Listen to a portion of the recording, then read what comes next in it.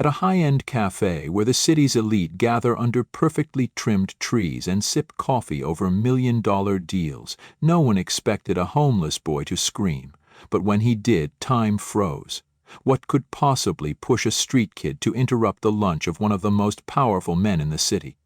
What he witnessed just seconds earlier would unravel a dark secret, shatter reputations, and remind everyone that truth doesn't care about wealth or appearances. Now, back to that moment. The Park Café was the crown jewel of the city's elite lunch hour. Waiters glided across the stone patio with precision, balancing trays of artisanal dishes and sparkling mineral water. Time seemed to slow beneath the golden noon sun, casting soft shadows on white linen tables and polished cutlery. It was here, at the very center of it all, where Bernard Greene sat, immaculate, composed, and powerful. Bernard wasn't just wealthy. At 72, he was a living legend in real estate, a man who had turned bare plots into billion-dollar skylines. He wore success like a second skin, a navy suit tailored in London, gold-rimmed glasses glinting in the sun, and a watch worth more than most cars parked outside. Yet as he scanned the menu, something in his hands betrayed him, a slight tremor, a hesitation unbefitting a king. Across from him sat Marissa, his much younger wife. She was as breathtaking as a fashion editorial. Black hair swept into a flawless chignon. Lips painted the perfect shade of red, diamond bracelet catching the light with every subtle movement. But beauty, in her case, was armor. Her smile was mechanical. Her attention flickered, not to Bernard but to the glowing screen of her phone. A few feet away, nearly blending into the stone and shadows, stood Malik. Malik was 15, though hunger and life on the streets had aged him in strange ways. His eyes were older than his frame, constantly scanning for scraps, for carelessness, for survival. His hoodie hung loose on his frail body, and his sneakers were mismatched. No one ever noticed him here, not really. But Malik noticed everything. He watched the way Marissa twisted the lid off a tiny glass vial and tipped it over Bernard's bowl of creamy white soup. The liquid vanished into the swirl like ink in milk, smooth, silent, untraceable. She stirred it casually as if sweetening tea, while her eyes remained still and her face unreadable. Malik froze. He didn't know who this man was. He didn't understand estates or hedge funds or how many figures were in Bernard Greene's bank account. But what he did understand was danger. And what he saw was wrong. So wrong it made his skin crawl. As Bernard reached for his spoon, Marissa leaned closer, her lips parting in a whisper only he could hear. "After all I've done, he won't ruin this for me." Malik's breath caught. His stomach clenched, not from hunger this time, but from something colder, heavier. Fear. Conscience. He could have walked away. It wasn't his business. People didn't believe boys like him, not the laughing couples around the cafe, not the well-fed patrons in tailored coats, and definitely not the security guards at the gate.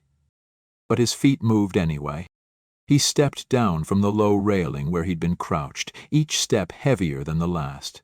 His voice cracked as he called out, "Don't eat that." The world went still. Conversations died mid-sentence, glasses paused in mid-air, the sharp clink of a dropped fork pierced the quiet like gunfire. All eyes turned, first to the boy, then to the man, then to the untouched bowl of soup, still steaming delicately between them. Bernard froze, the spoon mere inches from his lips. His eyes, startled and confused, locked onto the trembling boy. Marissa turned slowly. Her face remained smooth, but something in her eyes sparked, an almost imperceptible shift. Cold. Calculating. "What did you just say?" she asked, her voice sugar-coated steel. Malik's throat tightened, but he didn't back down. She put something in it. I saw her." There was no sound, not even a bird chirped. Bernard looked between them. His wife, his soup, this stranger boy. He was a man who trusted logic, control. But something in the boy's voice rang louder than the ambient cafe noise. Marissa stood, her chair scraping violently against the stone. "You filthy little liar," she spat, venom lacing every syllable. "Who let you in here? This is a respectable place." But Malik didn't blink. His fists clenched at his sides. "I saw her, I swear." His voice cracked, but it was raw with truth. Not the truth of evidence or science, but of instinct, of gut-deep knowing. And for a flicker of a second, Bernard hesitated again. "You can smell it," Malik said quietly, eyes locked on the man across the table. "If you don't believe me—" Bernard's hand froze mid-air. A strange chill spread across his features, draining the color from his face. He turned slowly to Marissa. His eyes weren't wide with fear, but sharp, searching. They narrowed not in panic, but in calculation. "Marissa?" he asked, his voice low and calm, but no less powerful for its restraint. "What's going on?" She scoffed. "He's just some kid trying to stir up trouble," she said, with a flippant wave, her voice thick with irritation. "Probably wants food, or money." Her eyes flicked toward Malik with open disdain, like he was something she'd found stuck to her shoe. But Malik didn't move. He stepped closer to the table, standing straight despite the tremble in his chest. "I'm not lying," he said. "She didn't want you to see it, but I did. I saw everything." Bernard's hand hovered over the soup. The porcelain bowl was delicate, innocent-looking, yet suddenly it felt dangerous. Doubt seeped into his mind like a slow fog. He had spent decades learning to tell when people were after his wealth, manipulating his name for gain. But something in the boy's voice, earnest, trembling, unwavering, pierced right through all that noise. The café had gone quiet. Patrons leaned forward in their seats, forks forgotten, eyes wide, hearts suspended. Bernard leaned back slightly, his chair creaking under the shift. His gaze hardened as he studied the boy. "Malik, is it?" he asked, his voice even but cautious. The boy nodded. "Yes, sir. I'm telling the truth. Please." "Don't eat it." Marissa gave a short, brittle laugh. She crossed her arms, voice rising like steam from a cracked kettle. "This is absurd. You're listening to a kid off the street." Her lips curled with disdain. "Are we really giving this nonsense our time?" But Bernard didn't answer. Not her. He reached for the spoon again, this time slower, more thoughtful, bringing it to his nose instead of his mouth. His hand shook, not from fear, but from the quiet storm brewing beneath his composed surface. He turned to Marissa. "Tell me," he said softly, "what's really going on here?" And just like that, the mask began to break. Her eyes flashed, her lips drew into a tight line. "I can't believe you're even asking me that," she hissed, her voice brittle with fury and disbelief. She turned to the onlookers now, eyes wild, voice shrill. "He doesn't even know who I am. Why would you believe him over me?" But her words didn't land the way she hoped. The crowd shifted, a whisper here, a frown there. Curious glances darted between the boy and the woman in red.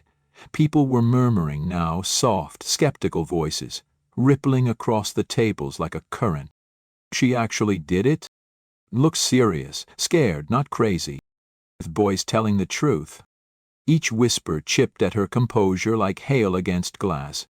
Marissa's hand slammed onto the table, the echo sharp and final. Her perfect smile was gone, replaced by raw, quivering rage. "Enough!" she snapped. "Bernard, eat your soup, let's go, this is over."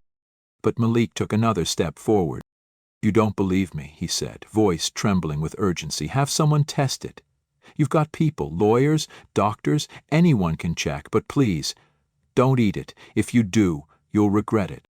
Bernard stared at him. The spoon trembled between his fingers, then dropped silently into the bowl. His eyes turned to Marissa, calm, calculating, but now laced with something colder, realization. "You've been off lately," he said quietly. "Distant, strange, secretive." Her face reddened. She opened her mouth to respond, but her voice faltered. "I don't know what you're talking about." "You poisoned me," Bernard said. His voice no longer calm, but razor-sharp. It sliced through the silence. The crowd gasped. The whispers swelled now into a low wave of disbelief and anticipation. Malik stood rooted to the floor, his back straight, his eyes unwavering. His heart pounded so hard he feared others might hear it, but outwardly, he was still silent and firm. The moment was no longer his. It now belonged to Bernard. Marissa straightened suddenly. Her face, once artfully composed with charm and practiced ease, twisted into something cold and brittle. "This is madness," she snapped, snatching up her designer bag. "I won't sit here and entertain this circus." But before she could take a step, Bernard's hand shot out and gripped her wrist. His grasp was iron, surprisingly strong for a man his age. His voice was calm, low, and absolute. "You're not going anywhere, not until we finish this." Waiters stood paralyzed until one finally found his voice. "Sir? Should I call the police?" The words rippled through the café like an electric current. Conversations died mid-breath. Wine glasses froze in mid-air. For the first time, the ice in Marissa's expression cracked. She shook her head violently. "No, no, don't you dare. This is just a misunderstanding." Her voice faltered, then broke. "Bernard, you can't seriously—" But Bernard didn't even look at her. His eyes were fixed like a spotlight. "Yes," he said firmly, gesturing to the waiter without blinking. "Call them." Malik let out a shaky breath. Relief flickered through him, but it didn't last long. The storm hadn't passed. The truth hadn't yet been proven.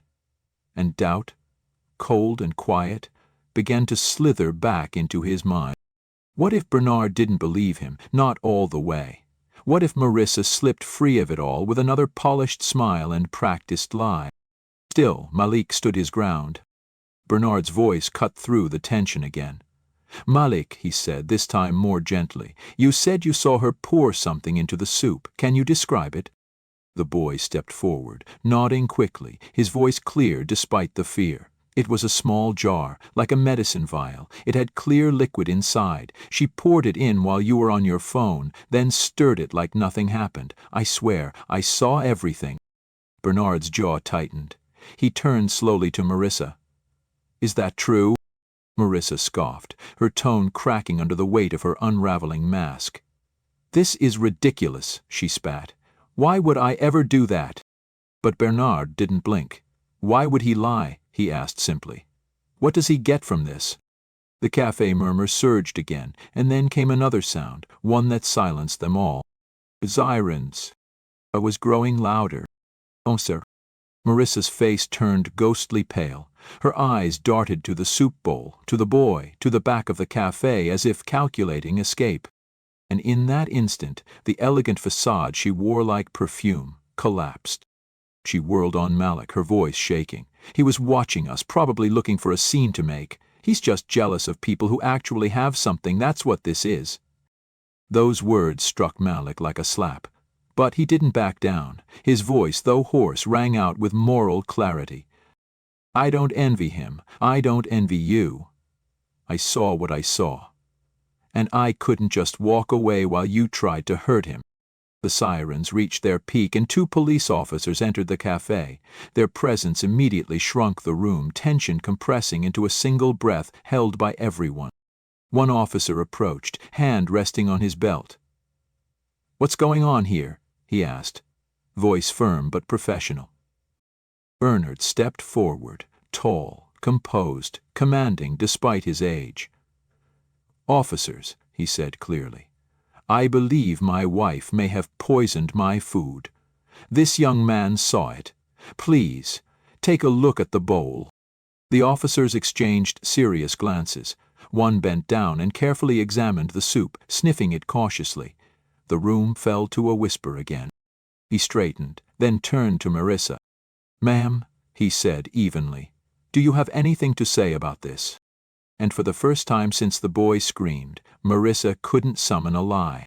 Her face flushed crimson, her lips trembled, but no words came.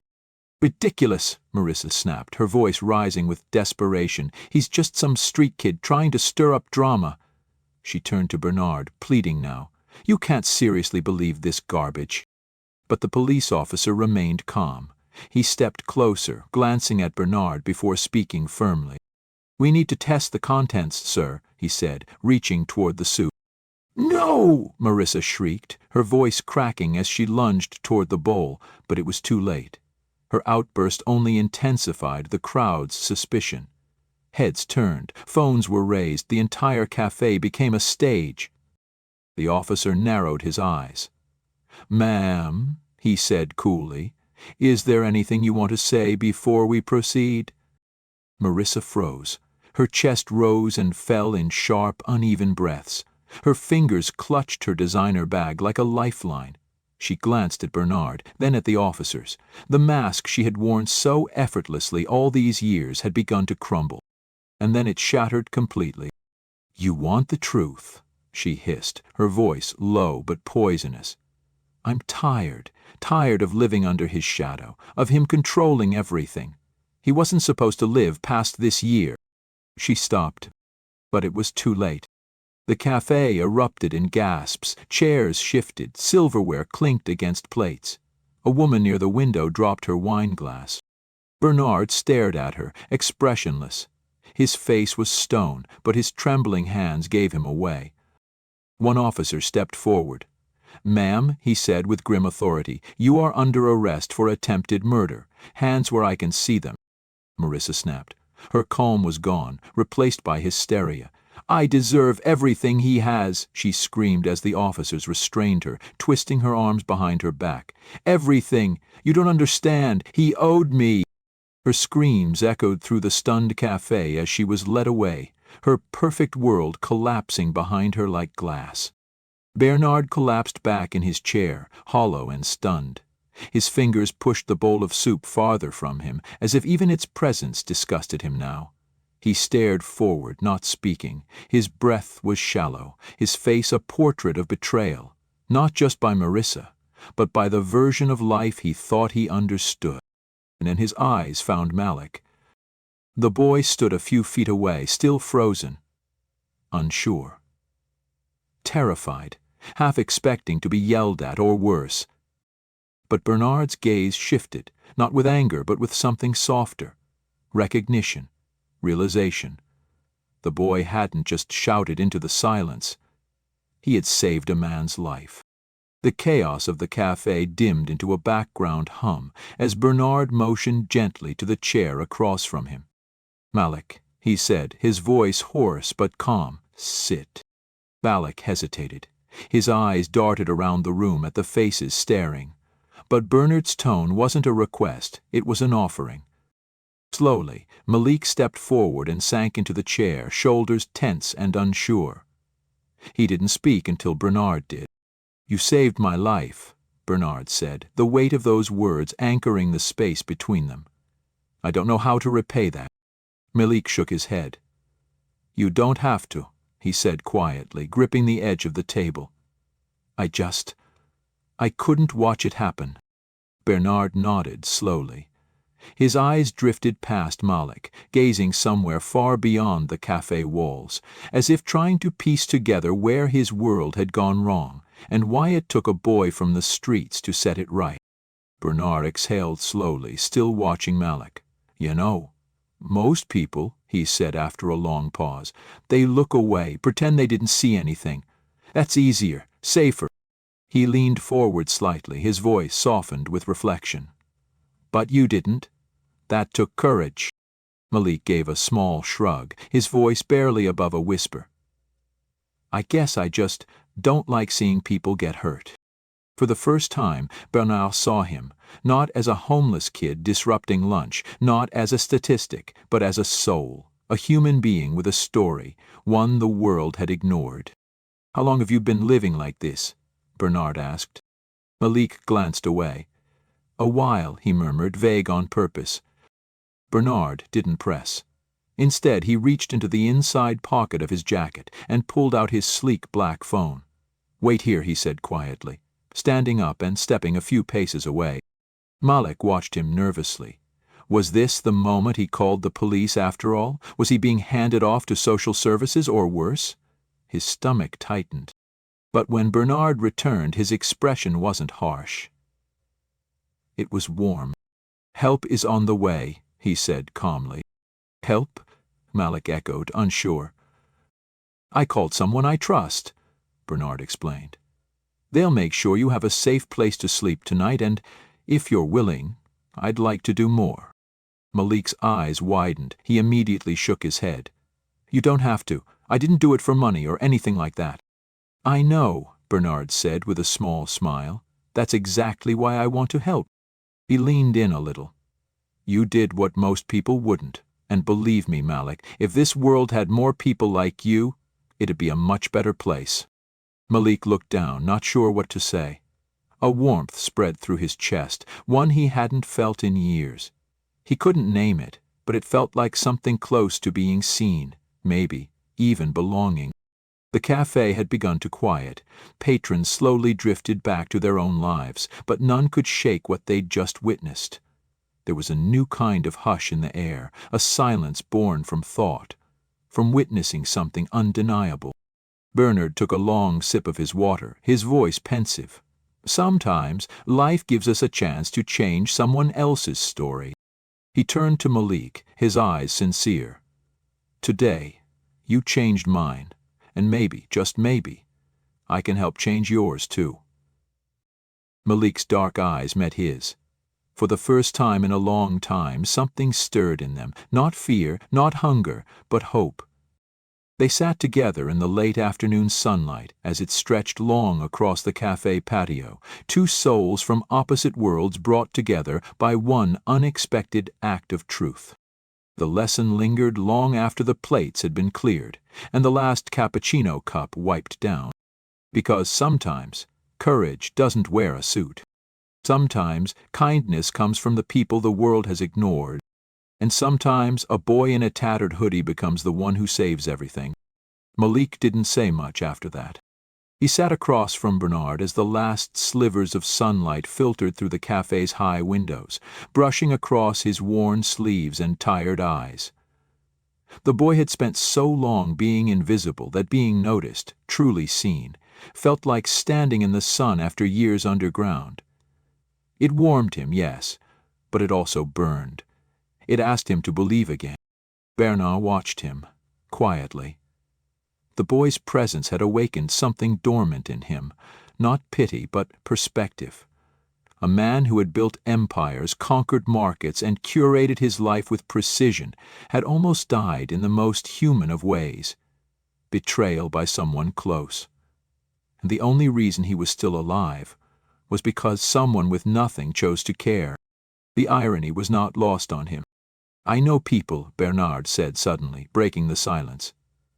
"People who can help you, if you want to finish school, if you want a life." Malik looked up slowly. "Why?" Bernard didn't blink. "Because you gave me mine back." Malik swallowed hard. He didn't want to cry, not here, not now, but something inside him stirred, the part that used to hope, before the world taught him better. That soft part of him that still believed in books, in dinner at the table, in his mom's laughter when the lights hadn't been shut off yet. "I didn't do it for that," Malik said. "I just couldn't let her hurt you." "I know," Bernard replied. "That's exactly why I want to help." They sat in the hum of the quieting café. Tables were being cleared. The police had long since driven off with Marissa in the back of their cruiser. People had gone back to their cars, their meetings, their phones, but something lingered in the air. A tension broken, a truth laid bare. Bernard tapped his fingers against the table. His mind ran through names, judges he'd dined with, lawyers on retainer, journalists he could call if needed, but none of that mattered as much as this moment, a simple offer from one human being to another.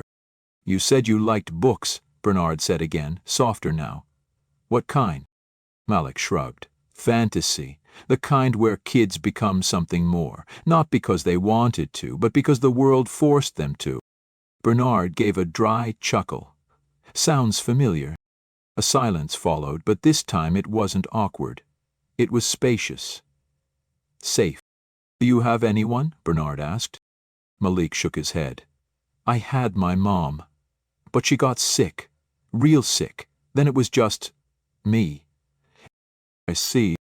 There was no follow-up, no interrogation, just acknowledgement. Bernard leaned back in his chair, and for the first time in a long time he felt small. But not in a humiliating way, rather in the way a man feels when he realizes his world had been too narrow for too long. "You know," he said after a long pause, "for all the money I've spent on security systems and legal teams, it wasn't any of them who saved me today." Malik looked up, curious. "It was you. A kid nobody saw coming." And that truth cut deeper than any scandal or betrayal ever could. The boy didn't respond. He simply nodded, his jaw set but his eyes unsure, because it still felt like the kindness might vanish, that at any second Bernard might change his mind, that maybe it was all too good to be true. But Bernard saw the hesitation and he understood it. "Malik," he said carefully, "I can't fix everything. I can't undo what life's done to you. But if you let me, I'll stand beside you while you fix it yourself." Malik didn't answer right away. His fingers curled over the edge of the table. He didn't want handouts. He wanted a chance. There was a difference. And maybe, just maybe, this was that. "I'd like that," he said finally, barely above a whisper. Bernard nodded. It was enough. As they stood to leave, Malik caught one last glance around the café. The sun had dipped low enough to cast long shadows across the polished floor. He could still feel the echo of Marissa's voice, her fury, her venom. But he also felt something stronger, his own voice.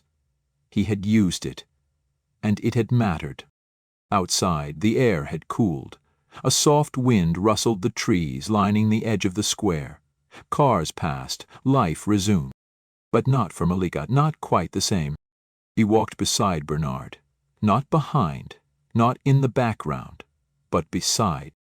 He didn't know what tomorrow would bring, whether the system would fail him again, whether the kindness Bernard had shown him would endure. But for the first time in a long while, he didn't feel like running. And perhaps that was the beginning of something new. Because sometimes it doesn't take a cape or a courtroom to change the world. Sometimes it takes a boy in a worn hoodie choosing to say, "That's not right," and someone finally listening.